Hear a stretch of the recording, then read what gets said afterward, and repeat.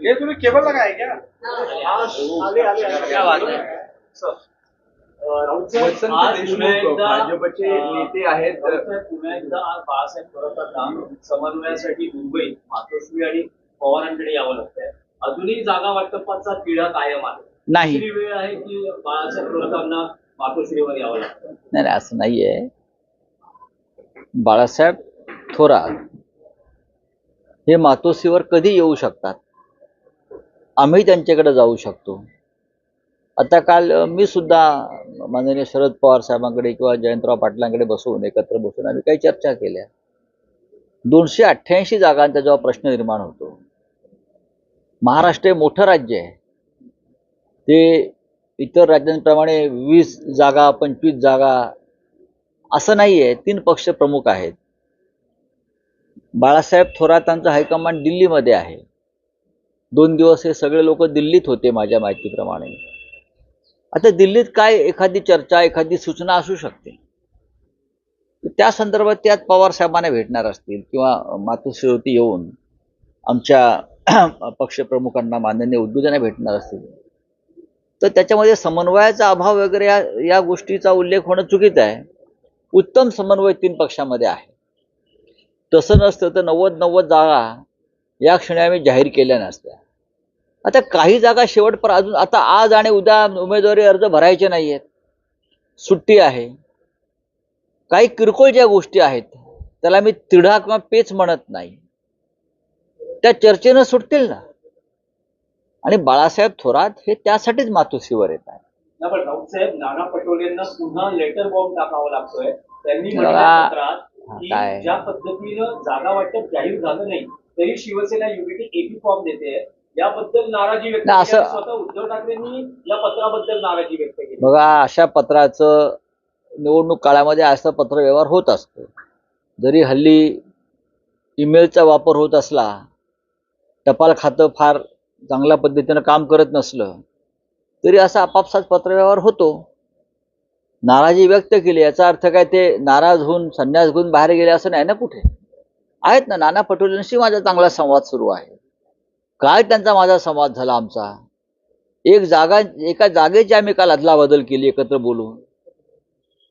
नांदेड उत्तर आणि हिंगोली अशी एक जागा आपापसात चर्चा सुरू होती. आत्ता चर्चा झाली 5 मिनिटापूर्वी.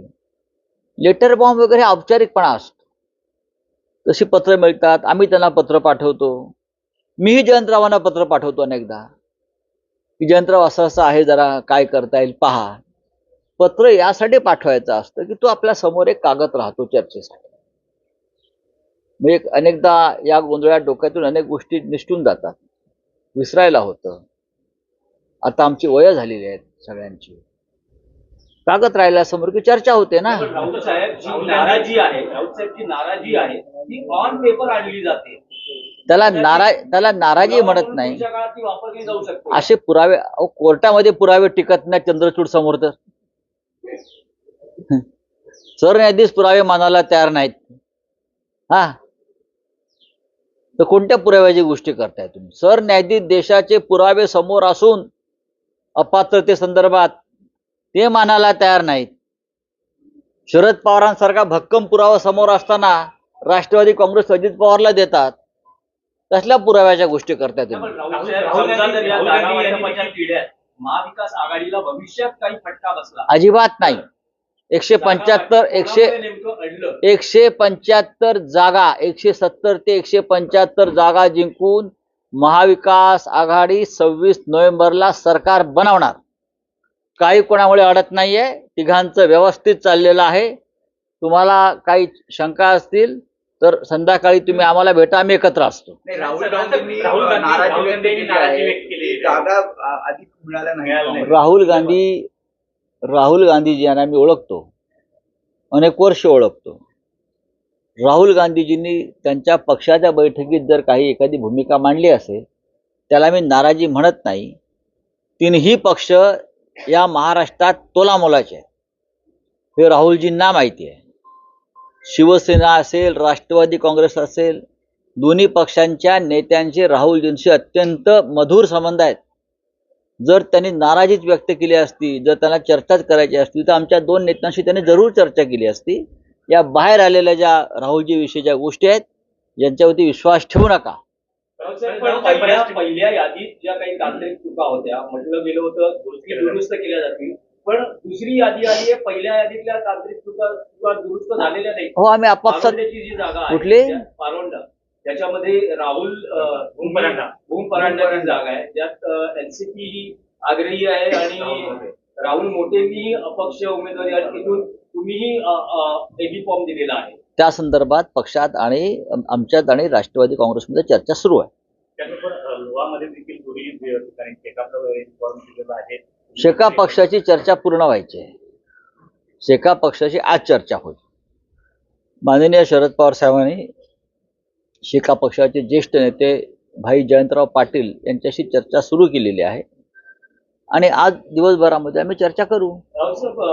मित्र पक्षांना किती जागा द्यायच्या काही ठरलं आहे का, काही स्पष्टता आली आहे का? जिथे जिथे मित्र पक्ष जिंकण्याची क्षमता आहे तिथे त्या जागा मित्र पक्षांना दिल्या जातील. आता तुम्ही शेका पक्षाचा विषय सांगितला, आता सांगोला ही जागा शिवसेनेचीच आहे ना. सांगोल्यामध्ये शिवसेनेचे आमदार होते, आम्ही जिंकलोय. म्हणजे असं नाही की मित्र पक्षांना किती जागा द्यायच्या काही ठरलं आहे का, काही स्पष्टता आली आहे का? जिथे जिथे मित्र पक्ष जिंकण्याची क्षमता आहे तिथे त्या जागा मित्र पक्षांना दिल्या जातील. आता तुम्ही शेका पक्षाचा विषय सांगितला, आता सांगोला ही जागा शिवसेनेचीच आहे ना. सांगोल्यामध्ये शिवसेनेचे आमदार होते, आम्ही जिंकलोय. म्हणजे असं नाही की आम्ही उगाच कुठेतरी आमचा पाय टाकला. अलिबागला शिवसेना जिंकली आहे 2 निवडणुका सातत्यानं, आपण पाहिलं असेल ते. अशा अनेक जागा आहेत, त्याच्यावर सविस्तर चर्चा आज आणि उद्या होऊ शकते. मुंबईचं जागा वाटप जवळपास पूर्ण झालेलं दिसतंय.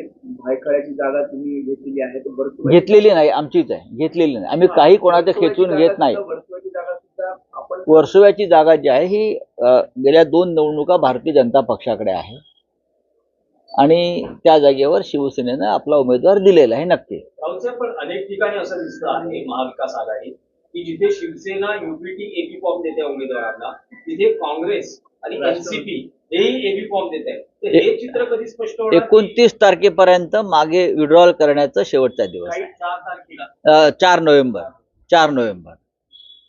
मला असं वाटतं की तोपर्यंत बऱ्याच गोष्टी स्पष्ट होतील. मला मैत्रीपूर्ण लढतीची लागण लागेल असं मला वाटत नाही. समर्थक जे आहे वसंत देशमुख यांनी ज्या प्रकारे जयश्री थोरात यांच्यावरती वक्तव्य केलेलं आहे सोशल मीडिया असो की एकूणच वसंत देशमुख यांनी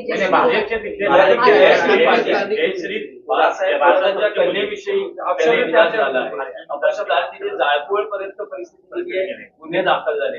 भारतीय जनता पक्षाला दंगली घडवायच्या आहेत. भारतीय जनता पक्ष हा संस्कारहीन पक्ष आहे. विकृत लोक त्या पक्षामध्ये भरलेले आहेत. स्त्रियांविषयी, घरंदाज स्त्रियांविषयी, राजकारणातल्या चांगल्या स्त्रियांविषयी अपशब्द वापरणं आणि त्यातून तणाव निर्माण करणं ही एक नवीन धंदा त्यांनी सुरू केलेला आहे. योगी आदित्यनाथ की महाराष्ट्र में कैंपेनिंग करने को लेकर शिंदे गुट की तरफ से और बीजेपी की तरफ से दोनों को देखिए योगी आदित्यनाथ जी हमारे अच्छे मित्र रहे हमेशा. हम उनका आदर करते हैं, बाबा जी का. वो हमारे बाबा जी है. हम उनको हमेशा हमारा प्यार और उनका प्यार आपस में बांट लेते हैं, ये सच है. लेकिन बात रही चुनाव की और राजनीति की, महाराष्ट्र में आकर बाबा जी क्या करेंगे मुझे बताइए आप. बाबा जी तो हर जगह जाते हैं. बाबा जी तो अपने खुद के उत्तर प्रदेश में अपनी पार्टी को नहीं बचा पाए लोकसभा में. अपने खुद के उत्तर प्रदेश में ऐसी सीटें हैं. अयोध्या नहीं बचा पाए, चित्रकूट नहीं बचा पाए. अब देखिए ना, तो बाबा जी महाराष्ट्र में आकर क्या करें. आने दो, भड़काऊ भाषण करेंगे, दंगे भड़काने की कोशिश करेंगे. बाबा जी को आप ध्यान में रखना चाहिए, एक राज्य के मुख्यमंत्री थे. बटेंगे कटेंगे उनका नारा बहुत चला था। नहीं, बटेंगे कटेंगे तो महाराष्ट्र में भी पोस्टर लग रहे हैं। पोस्टर लगने तो यहाँ ना कोई बटेगा ना कोई कटेगा। ये महाराष्ट्र है भाई, ये फुले शाहू अंबेडकर और छत्रपति शिवाजी महाराज का महाराष्ट्र है। इस प्रकार के जो राजनीति है ना बटेंगे कटेंगे वाली, इस राज्य में मुंबई में नहीं चलेंगी। हम ना बटेंगे ना कटेंगे। सर, सीसी की बैठक में राहुल गांधी ने नाराजगी व्यक्त की है सीटों के बंटवारे को लेकर। कांग्रेस को बहुत ज्यादा गेन नहीं हुआ इस बैठक में। नहीं, इससे इसको लेकर क्या देखो, अंदर जो लोग बैठते हैं बाहर आकर इस प्रकार की बातें बोलते होंगे, मुझे मालूम नहीं। महाराष्ट्र में 3 पार्टियां प्रमुख है और मजबूत है, कांग्रेस, पवार साहब की एनसीपी और उद्धव जी के नेतृत्व वाली शिवसेना। मुझे लगता है तीनों को लगभग समान सीटों का बंटवारा हुआ है और ठीक है। और राहुल गांधी जी बहुत ही संयमी नेता है, उनको महाराष्ट्र की राजनीति के बारे में पूरी जानकारी है, कौन कितने पानी में है ये भी मालूम है। हरियाणा में तो पूरी सीटें कांग्रेस ने लड़ी थी, हरियाणा में पूरी सीटें कांग्रेस ने लड़ी थी ना, सरकार नहीं आ पाई। तो सबको साथ लेकर चलना चाहिए, सबका साथ सबका विकास, ये नारे की अगर किसको जरूरत है तो महाविकास आघाड़ी को है। सर, राशि दलवी ने एक बयान दिया है कि मस्जिदों को जिस तरह से तोड़ा जा रहा है, अगर ये स्थिति रही तो देश में एक तरह से सिविल वॉर शुरू हो जाएगा। देखिए, civil war Bharatiya Janata party देश में करना चाहती है और भारतीय जनता पार्टी की ताकत है जातीय दंगे और सिविल वॉर, लोगों में नफरत फैलाना और फिर चुनाव को लड़ना। लेकिन देश की जनता ने अब उससे सबक लेना चाहिए। अब देश न बटेगा न टूटेगा। चले, थैंक यू। अल्टीमेटम दिया है। बात करेंगे। कि अगर वो 5 सीट नहीं देती, आप लोग पूरे फॉर्मूला क्लियर नहीं करते हैं तो 25 उम्मीदवार अपनी तरफ से ऐलान करेंगे, ऐसा वो आदमी कहते हैं। देखिए, अबू भाई जी से हमारी बातचीत चल रही है, जो सीटें उनके पास है वो तो उनको मिलने वाली है, लेकिन उनसे पहले उसने अबू भाई ने उनकी सीटें डिक्लेयर कर दी, ये भी ठीक नहीं है। शेका पक्ष ने भी उनकी सीटें डिक्लेयर कर दी, ये ठीक नहीं है। महाविकास आघाड़ी में इस प्रकार से अगर कोई करता है तो लोग नाराज हो जाते हैं। हम उनसे निरंतर चर्चा जारी रखेंगे। फॉर्मूला क्या हुआ है सर? आप लोग का फॉर्मूला बता दीजिए कि अभी आज रात को पता चलेगा फॉर्मूला।